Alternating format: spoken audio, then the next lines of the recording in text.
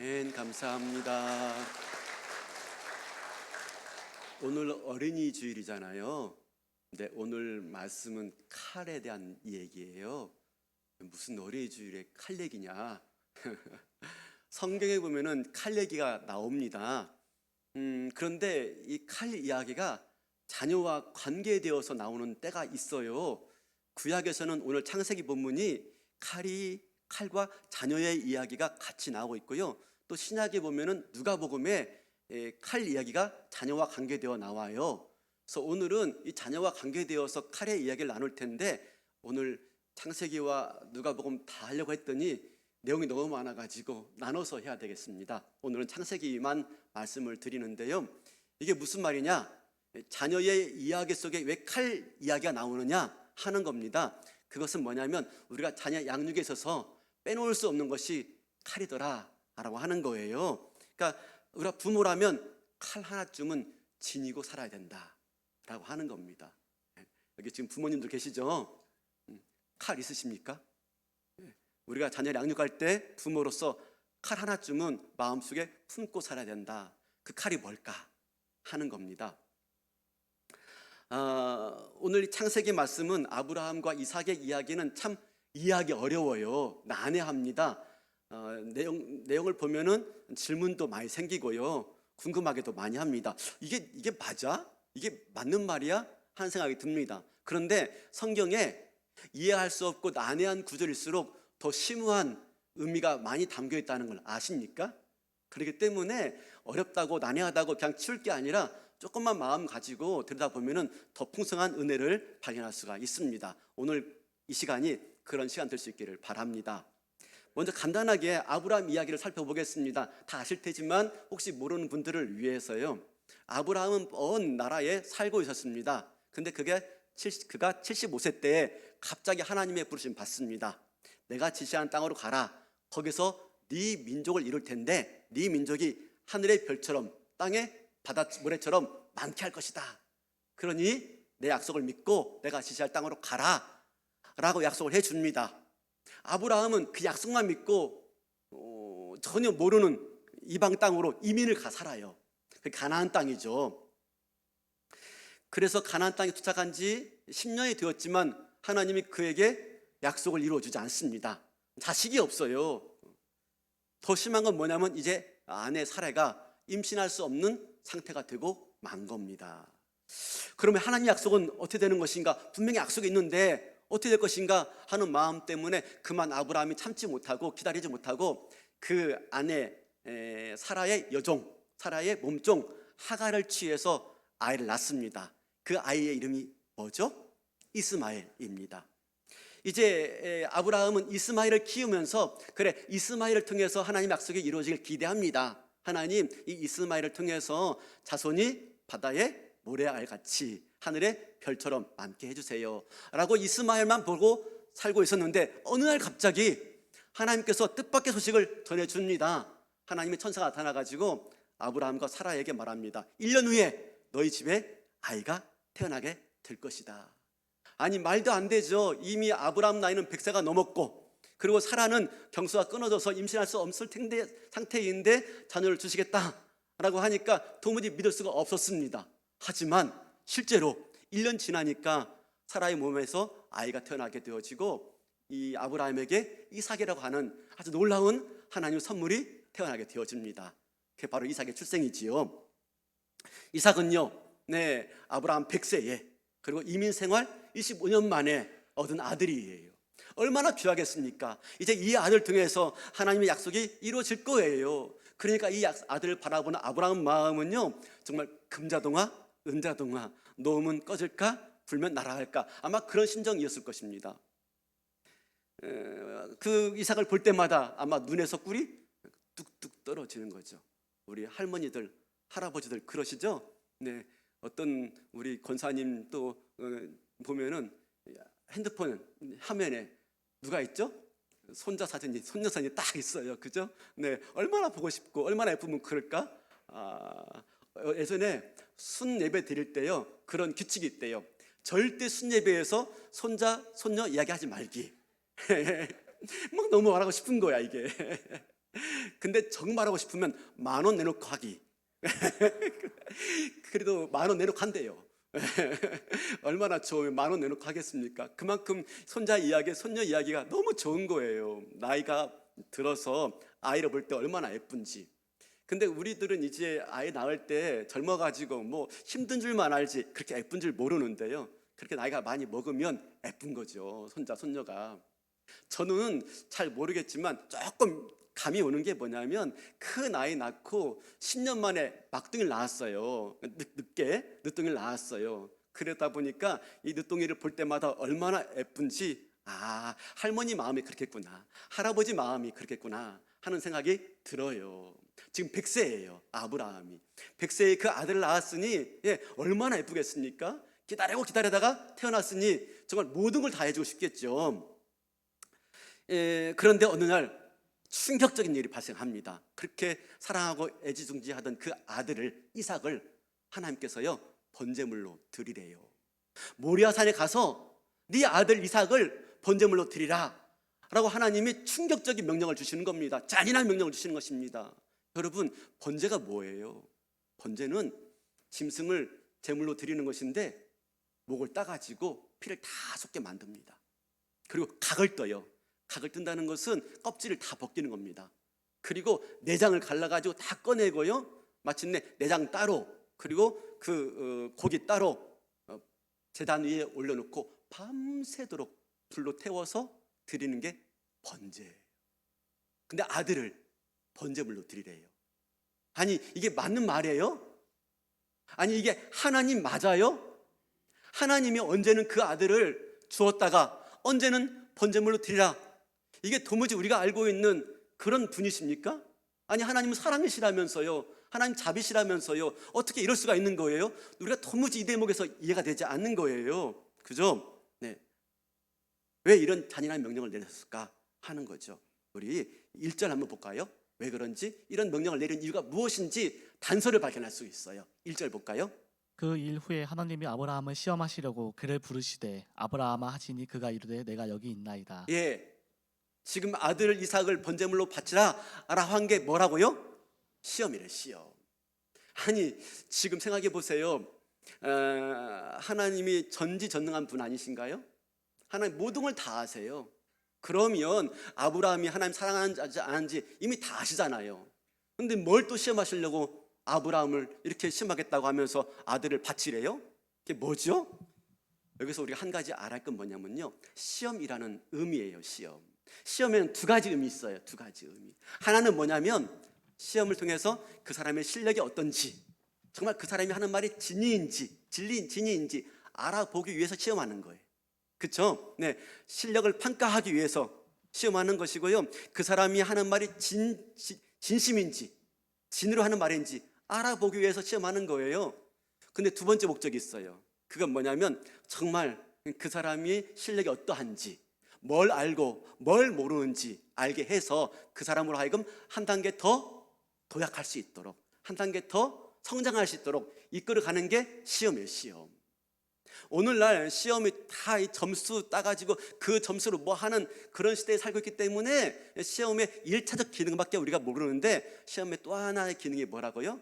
네, 진짜 그 사람이 알고 있는 게 뭔지, 모르고 있는 것이 무엇인지 그 사람으로 하여금 알게 해서 그 사람의 부족한 것들을 더 채워서 한 단계 도약할 수 있도록 이끌어내는 게 시험이란 말입니다. 그러면 지금 아브라함을 시험하는데 아브라함의 무엇을 시험하려고 했을까요? 아브라함으로 하여금 아브라함의 무엇을 보게 하시려고 이렇게 시험하실까요? 그리고 무엇으로 더 이끌어 가시려고 이렇게 시험하실까요? 우리 12절 볼까요? 12절. 사자가 이르시되 그 아이에게 내 손을 대지 말라. 그에게 아무 일도 하지 말라. 내가 내 아들 내 독자까지도 내게 아끼지 아니하였으니 내가 이제야 내가 하나님을 경외하는 줄을 아노라. 이제 아브라함이 이삭을 바치려고 하는 그 순간 다 일이 끝난 다음에 비로소 하나님 말씀하시는데 뭐로 말합니까? 내가 이제야 네가 하나님을 경외하는 줄을 내가 알았노라. 이 말은 우리가 자칫 오해하면은 전에 몰랐는데 내가 이제 알았어, 네가 아들을 제물로 바치려고 하는 그 모습 보니까 내가 이제 알았어. 네가 정말 나 사랑하는구나, 그 뜻이 아니에요. 하나님 모르시겠습니까? 아브라함은 다 알죠. 그럼 이게 무슨 말입니까? 이 시험을 통해서 비로소 아브라함, 네가 이제야 나를 진심으로 경외하는구나. 이 시험을 통해서 네가 비로소 나 하나님을 진심으로 사랑하는구나 라고 하나님이 인정해 주시고 하나님이 평가해 주시는 자리예요. 무슨 말인지 잘 이해가 안 되시죠? 자, 그렇다면은 좀 더 우리가 나가볼 텐데 지금 아브라함의 문제가 뭘까요? 도대체 문제가 뭐길래 하나님이 이런 시험을 냈을까요? 어떤 도전을 주고 어떻게 세워하시려고 이런 시험을 냈을까요? 우리 2절 보겠습니다. 2절. 여호와께서 이르시되 내 아들 내 사랑하는 독자 이삭을 데리고 모리아 땅으로 가서 내가 내게 일러준 한 산 거기서 그를 번제로 드리라. 지우지 마시고요. 하나님이 지금 아브라함에 말하는데요. 이삭을 가리켜 뭐라고 말합니까? 내 아들 내 사랑하는 독자 이삭이라고 말해요. 그냥 쉽게 야, 이삭을 데리고 모리아 산으로 가라 그럼 돼요. 근데 그렇게 말하지 않아요. 내 아들 내 사랑하는 독자 이삭을. 원래 히브리 원문에 의하면요 좀 더 잘게 쪼개집니다. 이렇게 말합니다. 너의 아들, 너의 외아들, 너의 사랑하는 자 이삭을 이라고 말합니다. 그러니까 매우 구체적으로 매우 지목해가지고 말씀하고 있는 것을 볼 수가 있어요. 여기에 대해서 이 호칭에 대해서 유대 랍비 중에 라시라는 랍비가 있어요. 이 라시라는 랍비가 이 이삭을 부르면서 호칭하는 이 문제에 대해서 조금 더 재미있게 표현했습니다. 대화식으로. 제가 한번 읽어볼게요. 가져왔는데 읽어볼게요. 하나님이 지금 아브라함한테 말합니다. 아브라함아, 내 아들을 데리고 모리아 땅에 가서 번제로 드리라. 자, 아브라함이 답변하는 겁니다. 하나님, 저에게는 아들이 둘이 있습니다. 하나님 말합니다. 너의 외아들을 말하는 거야. 아브라함 말합니다. 하나님, 둘 다 지 어미에게는 외아들입니다. 하나님 다시 말합니다. 아니, 네가 사랑하는 아들을 말하는 거단다. 아브라함 말합니다. 아니 하나님, 전 둘 다 사랑합니다. 하나님 말씀하십니다. 네가 참 그렇게 나온다면 내가 이름을 말할게. 이삭을 데리고 번제물로 드려라. 여러분 지금 이 아브라함과 하나님의 대화 보시겠죠? 뭐죠? 빙빙 돌죠. 그런데 자꾸 지금 아브라함은 이삭을 끼고 돌아요. 그렇죠? 이삭을 지금 끼고 피하고 있는 거예요. 바로 이 대화가 아브라함의 문제가 뭔지를 보여주고 있는 거예요. 하나님이 이삭을 향한 그 호칭이 아브라함에게 무엇이 문제인지를 지금 지적하고 있는 거라니까. 네 아들, 네 사랑하는 독자 이삭, 그렇게 말씀하신 까닭이 무엇입니까? 어느덧 아브라함의 마음 가운데 누가 인생의 가장 큰 존재를 와닿고 있습니까? 이삭이. 그만 아브라함은요 100세에 낳은 아들이 뭐가 되고 있습니까? 아브라함의 전부가 되고 있는 거예요. 그 전에는 하나님이 아브라함에게 희망이었어요. 하나님의 말씀이 아브라함에게 기쁨이었어요. 하나님이 그에게 소망이었어요. 근데 100세에 낳은 아들이 딱 태어나고 보니까요 아브라함에게 희망이 누구예요? 하나님이 아니에요. 이삭이에요. 아브라함에게 뭐가 전부예요? 아들이 전부예요. 자기 인생의 목적이 무엇입니까? 하나님이 아니라 아들이 자기 인생의 목적이 되고 있는 겁니다. 지금 이것이 문제임을 말씀해 주고 있는 거예요. 팀 켈러 목사님이라고 아주 유명한 목사님인데 얼마 전에 작고하셨는데 그분이 책을 많이 썼어요. 그 책 중에 하나가 내가 만드신 이란 책인데 저는 그거보다 좀 더 먼저 샀기 때문에 제목이 거짓 신들의 세상이라는 책인데요. 똑같은 책입니다. 거기에 이런 말이 나와요. 이 대목에 대해서 이것은 아브라함이 이삭을 우상으로 숭배한 것이다 라고 말합니다. 그러니까 지금 아브라함에게 이삭이 뭐예요? 우상이에요. 우상. 사랑을, 부모로서 자녀를 사랑하는 걸 뛰어넘어서 아들이 뭐가 되고 있습니까? 우상이 되고 있는 거예요. 우상이. 하나님 말씀 안에서 인생의 의미를 찾는 게 아니라 이삭의 행복이 자기의 목적이야. 이삭을 사랑하는 게 자기 인생의 전부예요. 여러분 우리 가운데도 그런 경우들을 종종 보지 않습니까? 뭐 TV 나오잖아요. 뉴스 나오잖아요. 어느 초등학교에서 어떤 일이 있었다고, 학부모가 어떻게 했다고. 이게들 아시죠? 구체적으로 언급하지 않아도 다 무슨 얘기죠? 자녀가 우상이 되어버린 거죠. 그 부모에게 자녀가 우상이 되어버린 것이죠. 그렇다면은 지금 이 말씀은 하나님은 자녀를 사랑하지 말라 그 말씀이 아닙니다. 그죠? 하나님이 우리에게 맡겨준 자녀 사랑하는 게 당연하죠. 사랑해야죠. 그런데 문제는 하나님을 사랑하는 대신 누구를 더 사랑합니까? 자녀를. 그 순간 자녀가 뭐가 되어진다고요? 우상이 되어지는 거예요. 근데 문제는 뭐냐면 자녀를 그렇게 하나님보다 더 사랑하게 되어지고 하나님보다 더 숭배하는 우상이 되어지면 문제가 발생해요. 어떤 문제가 발생하냐면 그 자녀의 인생도 망치고 또 그 부모의 마음도 상하게 되어 있습니다. 그 팀 켈러 그 책에 보면은 한 여인이 소개되어져요.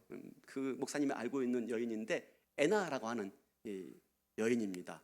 서양 사람이겠죠. 애나라는 여인인데 아이를 너무 좋아해요. 이 애나가. 그래서 아이를 갖길 진짜 바래요. 그래서 결혼해서 진짜 아이를 갖게 되었어요. 아들 둘을 갖게 되었어요. 아들 둘을 낳으니까 이 애나는 이 두 아들을 완벽한 인생을 만들어주고 싶은 거예요. 정말 이 아이가 살아가기에 행복한 인생을 만들어주고 싶은 거예요. 그래서 이 자녀 양육에 공을 들입니다. 심혈을 기울이는 겁니다. 최선을 다해요. 그런데 공을 들이고 심혈을 기울이면 기울일수록 더 불안해. 왜? 우리 아이들이 살고 있는 세상이 만만치 않기 때문에.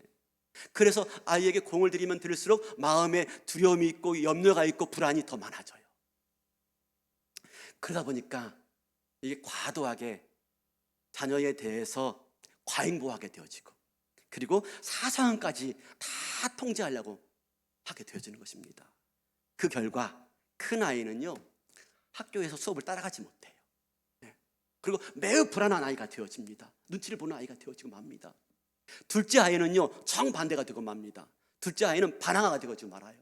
엄마 말에 부모님 말에 반항합니다. 그리고 화를 내고요 분노를 얼마나 많이 하는지 모릅니다. 학교 가서도 사소한 일에 매일 싸우고 돌아옵니다. 우리 집 얘기처럼 보이지만 잘 보면 우리 집 얘기일 수도 있습니다. 그죠? 얼마든지 그런 아이가 되고 마는 거예요. 결국 아이들에게 멋진 인생, 완벽한 인생을 선사해주고 싶었는데 그 결과 오히려 아이들을 망치는 결과가 되고 말았죠. 이 부분에 대해서 팀 켈러가 이렇게 말합니다. 아이들을 망친 애나는 아이들을 지나치게 사랑해서가 아니라 아이들보다 하나님을 덜 사랑해서, 하나님을 아이들보다 덜 사랑해서 생긴 문제다라고 말을 해요. 아이를 그죠? 하나님이 이 아이를 나보다 더 잘하시고 나보다 더 온전한 지혜를 가지시고 우리 아이를 향한 계획을 가지시고 이 아이를 이끌어 가신다라고 하는 온전한 믿음을 갖지 못하고 부모가 하나님을 대신해서 이 아이들에게 온전한 삶을 만들어 주겠다고 나선 결과인 것이죠. 하나님이 있어야 할 자리에 아이가 대신 앉아 있는 것이죠. 바로 이 대목을 지금 아브라함을 문제 삼고 있는 겁니다. 하나님 이 대목을 25년 만에 낳은 100세에 낳은 아들, 여러분 그렇지 않겠습니까? 얼마든지 이럴 수 있지 않겠습니까? 끔찍히 아끼는 끔찍히. 하나님에게서 아들 이삭에게로 그 마음이 옮겨간 거죠. 그동안 하나님뿐이었는데 이제 이삭이 희망이 되고 있는 거예요. 이삭만 있으면 다 될 것 같아. 그런데 하나님께서 그런 이삭의 그런 아브라함 마음을 아시고요 이삭을 번제물로 드려라 라고 하나님이 말씀하고 있는 거예요. 그 말씀 앞에서 도무지 이해 안 갔습니다. 그렇지만 하나님 말씀이기에 어쩔 수 없이 순종하며 떠나갑니다. 근데 오늘 본문에 보니까 모리아산까지 3일이 걸렸다, 사흘 걸렸다라고 말합니다. 실제로 이 모리아산은 오늘날 많은 학자들이 지금의 예루살렘이었을 것이다 라고 말합니다. 그러면 아브라함이 있던 자리가 브엘세바인데 이 브엘세바에서 예루살렘까지 불과 50km밖에 안 됩니다. 50km면요 남자들 군장 말고도 하루 만에 충분히 갈 수 있는 길입니다. 부지런히 걸으면 하루 만에 갈 수 있는 길입니다. 근데 그 3일 걸렸대요. 뭐 한 거죠? 가고 싶지 않은 거예요. 이 핑계 저 핑계 대고 혹시 다른 말씀 들리지 않을까, 또 다른 말씀 하지 않을까, 가고 싶지 않은 거예요. 아마 그 3일 걸으면서 하나님께 묻고 또 물었을 거예요. 하나님 진짜예요? 이게 진짜 맞아요? 그죠? 근데 하나님 아무 말씀 없으세요. 들려오는 말씀은요, 메아리처럼 네 아들 네 독자 이삭을 산 제물로 드려라. 계속 반복되는 음성만 자기 마음속에 마에쳐 오는 겁니다. 어쩔 수 없이 그 말씀에 순종해 갑니다. 그리고 모리아산을 앞에 서게 되어져요. 그 순간 아브라함은 하나님의 시험의 의도를 깨닫습니다. 하나님의 의도를 깨달아요. 묵묵히 아들과 함께 번제단을 가지고, 번제물을 가지고 올라갑니다. 불과 그다음에 나무 쪼가리과 아들을 데리고 칼을 가지고 올라가요. 마침내 하나님의 시키신 대로 제단을 쌓고 아들을 묶어서 그 위에, 번제단 위에 올려놓고 칼을 막 빼달아 가지고 아들을 잡으려고 하는 순간 하늘에서 음성이 들려옵니다. 뭐라고 하죠? 11절 12절이에요 11절 12절. 여호와의 사자가 하늘에서부터 그를 불러 이르시되 아브라함아 아브라함아 하시는지라. 아브라함이 이르되 내가 여기 있나이다 하매. 우리 12절 같이 읽을까요? 시작. 사자가 사자가 이르되 이르시되 그 아이에게 내 손을 대지 말라. 그에게 아무 일도 하지 말라. 내가 내 아들 독자까지도 아끼지 아니하였으니 내가 이제야 내가 하나님을 경외하는 줄을 아노라. 이 말이 무슨 말입니까? 그전에 몰랐는데 이제 알았다. 네가 아들 독사 이삭을 바치는 모습 보니까 내가 이제 알았어. 그 뜻이 아니라니까요. 뭐죠? 네가 이제야말로 진짜 하나님을 경외하는 사람이 되었구나. 이 시험을 통과하고 네가 이제야 비로소 나 하나님을 진짜 사랑하는 사람이 되었구나 라고 하면서 하나님이 인정하시는 말씀이에요.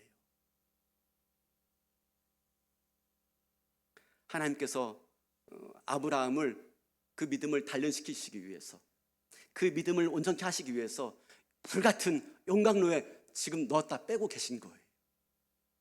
아브라함에게 제시한 용광로가 뭡니까? 이삭이라고 하는 용광로.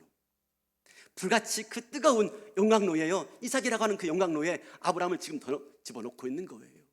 그리고 마침내 꺼낸 다음에 네가 이제야말로 나를 사랑하는 아들보다도 이삭보다도 진짜 하나님을 더 사랑하는 그런 사람이 되었구나 라고 하나님이 인정해 주시는 사건이에요. 그러므로 하나님께서 이삭을 칼로 잡으라 라고 하는 말씀은 이삭에게 칼을 대라 하는 말씀이 아니에요. 이 칼은 누구를 향한 칼이에요? 이삭을 향한 칼이 아니에요. 이 칼은 누구를 향한 칼입니까? 아브라함의 마음. 어떤 마음? 과도하게 자녀를 사랑하는 마음, 지나친 그런 사랑의 마음, 사랑이 아니라 사랑을 넘어간 집착의 마음, 그렇죠? 진정한 사랑이 아니라 욕망과 야망이 깃들어진 그 마음, 그 이삭을 향한 그 마음을 끊으라는 겁니다. 끊어라. 그 마음을 끊으라. 하나님의 지금 관심은요, 이삭이 아니라니까요. 아브라함의 마음. 하나님이 아니라 이삭에게 기울어진 그 아브라함의 마음, 그걸 지금 칼로 고치라라고 말씀하고 계신 것이죠. 그러니까 이 칼은 마음의 칼이에요. 마음의 칼. 하나님이 아닌 다른 것으로 기울어진 그 마음을 고치는 칼이에요. 고치는 칼. 우리가 부모라면은 이런 칼 하나쯤은 마음에 품고 살아야 한다라고 하시는 말씀이에요. 이런 칼. 비로소 아브라함은 이 모리아산의 이 과정을 겪고 나서야 비로소 이삭을 제대로 사랑할 수 있는 사람이 되어집니다. 만약에 아브라함에게 이 모리아산의 시험이 없었다면, 이 모리아산이 없었다면 어떻게 되었을까요? 여러분 한번 생각해 보세요.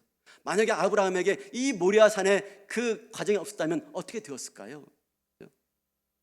아들, 100세에 낳은 아들이니까 내가 좀 엄하게 키워야지, 내가 언제 죽을지 모르니까 아들을 좀 아들답게 키워야지 하면서 막 엄하게 키웠을 것 같아요. 근데 엄하게 키우면 키울수록 이 아이는 더 위축되어집니다. 부모에게 인정받지 못하니까, 잘하지 못하니까 더 위축될 거예요. 반대로 100세에 낳은 아들이니까 얼마나 애처로워요. 아이고 내가 100세에 낳았으니 아이고 내가 줄 수 있는 거 다 주어야지 하면서 다 받아들여요. 다. 그럼 아이가 응석바지가 되고 말죠. 어망에 키웠던 그냥 응석바지를 키웠던 문제는 뭡니까? 그렇게 자라나다가 부모의 기대에 맞지 않아. 부모의 마음대로 잘 크지 않아요. 그러면 어떡합니까? 부모가 화를 내고 질책을 하고 너는 왜 그 정도가 안 되니? 라고 말하게 되어지고, 그런 말을 들으면 들을수록 이 아이는요 더욱더 왜소하게 되어지고 위축되어지고, 그 아이가 제대로 자기 삶을 살아갈 수 없게 되어지는 것이지요. 마침내 그러면 이삭은 아버지의 의도와는 달리 그 신령이 망가지게 되어지고 그 영혼이 삐뚤어진 영혼이 될 수밖에 없었을 거예요. 그렇다면 믿음의 계보를 이어가는 이삭이 될 수가 없는 거죠. 결과적으로 아브라함도 큰 실망감 가운데 살았을 거예요. 내가 어떻게 키웠는데, 그럼 부모들 많이 말씀하시잖아요. 내가 어떻게 키웠는데 네가 나한테 이렇게 할 수 있어? 이게 모든 부모들의 마음 아닙니까? 왜 그런 실망감만 찾아오고 있습니까? 내가 어떻게 키웠는데 하나님보다 더 사랑했던 거죠. 왜 이런 일들이 우리 가정에 벌어지고 있다고요? 하나님보다 더 자녀가 우상이 되었기 때문에. 내가 너를 어떻게 키웠는데 네가 나한테 이럴 수가 있어. 그런데 어떡합니까? 아브라함은 수많은 고민과 결단 속에서 모리아산에 올라가요. 그리고 마음속에 품었던 칼을 꺼내 들어요. 그리고 잘못된 자녀 사랑에 칼을 태요. 잘못된 것들을 끊어내는 결단을 해요. 그래서 마침내 아브라함이 위대한 믿음의 조상이 되어집니다.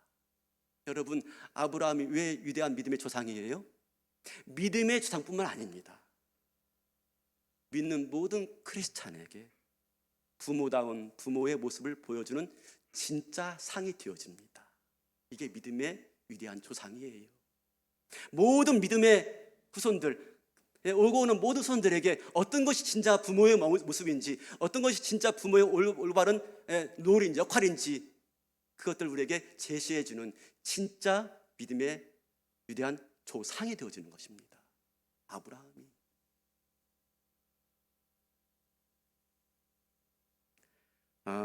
요즘에 그 아내가 한 가지 취미가 있어요.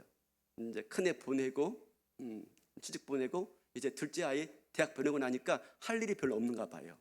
그래서 뭐 하냐면 갑자기 한 가지 취미를 하는데 화분을 가지고 꽃을 키우고 식물을 키워요.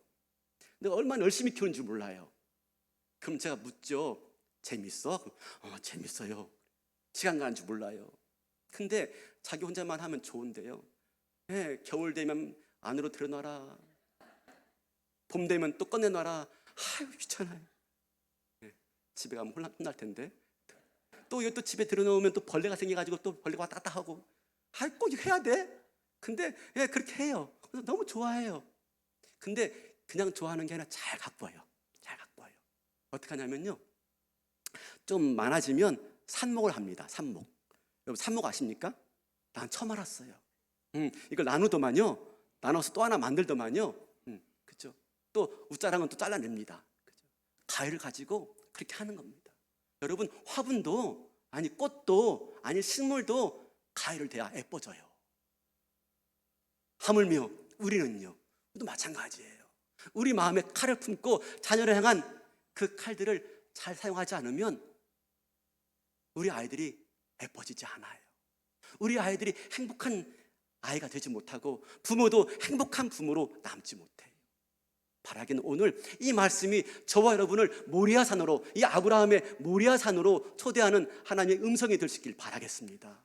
어떻게 우리가 이 아이들을 온전하게 사랑할 수 있어요? 하나님 사랑해야 돼요. 가장 중요한 것은 하나님 사랑을 회복하지 않으면 우리가 아이들을 온전히 사랑하지 못해요. 사랑하는 성도 여러분, 우리 하나님께서 아브라함이 모리아산에서 못다한 그 일들을 이루십니다. 어디에서? 갈보리 산 위에서. 자기 아들을 십자가에 매달고 칼을 빼들어서 자기 아들을 우리를 위해서 잡습니다. 하나님에게 진정한 기쁨은 아들을 뛰어넘어서 예수 그리스도를 뛰어넘어서 우리를 향하신 하나님이 진정한 기쁨이에요. 우리를 구원하는 것, 우리를 향하신 하나님의 놀라운 계획들이 하나님의 기쁨이에요. 과감하게 그 아들을 십자가에 왜 달아요? 이 하나님의 사랑, 우리를 향하신 이 하나님의 온전한 사랑을 내가 깨달을 때 우리가 아이를 진정으로 사랑할 수 있어요. 우리의 사랑은 다 병들었어요. 우리의 사랑은 아무리 사랑한다 하더라도 다 병들어였어요. 그 사랑으로 온전히 사랑할 수가 없어요. 근데 하나님 사랑으로 내가 충만해지고 그 하나님 사랑으로 내가 가득 채워졌을 때 그때야 비로소 우리가 자녀를 온전하게 사랑할 수 있어요. 그렇지 않은 사랑은 다 병든 사랑이에요. 하나님을 진정으로 사랑하시고 그 골고다 언덕에서 그 모리아 산에서 아들에게 칼을 대기 위해서 부르르 떠는 그 아브라함의 손, 근데 우리 하나님은요 그 칼을 빼들어서 아들을 잡았어요. 우리를 사랑해서 그 온전한 사랑, 그 충만한 사랑, 그 다음이 없는 사랑, 이 사랑 가운데 우리가 다시 한번 온전하게 충만한 하나님의 은혜를 누릴 수 있는 저와 여러분 될 수 있길 바라겠습니다. 그 사랑으로 내가 회복되지 않으면, 그 사랑으로 내가 충만하지 않으면 우리가 진정 사랑할 수 없어요. 여기서 말하는 이삭만이 아닙니다. 자녀만을 말하고 있는 게 아닙니다. 이삭은 자녀만이 아니라 내가 사랑하는 모든 것들, 그렇죠? 명예든지 그게 성공이든지 권력이든지 배우자든지 이 모든 것들, 나의 그냥 마음 가지고 사랑하는 건 다 병든 사랑입니다. 하나님의 온전한 사랑을 가지고 그 십자가에서 아들을 내어주기까지 사랑한 그 사랑을 가지고 다시 한번 자녀를 온전하게 사랑할 수 있는 저와 여러분 될 수 있길 바라겠습니다. 칼을 가지고 그럴 때 아이도 행복해지게 되어지고 나도 행복하게 되어지고 내 삶 가운데 모리아 산의 그런 시험은 없게 되는 겁니다. 하나님이 왜 모리아 산으로 아브라함을 몰았는지 잘 기억하시고, 바라기는 우리가 그 모리아 산에 올라가서 그런 충격적인 일들을 경험하기 전에 먼저 내 스스로 모리아 산에 올라가 가지고 칼을 빼들고 잘못된 사랑들을 잘라내고 하나님 사랑으로 온전케 사랑함을 통해서 우리 가정이 보다 더 아름답고 행복한 가정 되시기를 주님의 이름으로 축원합니다.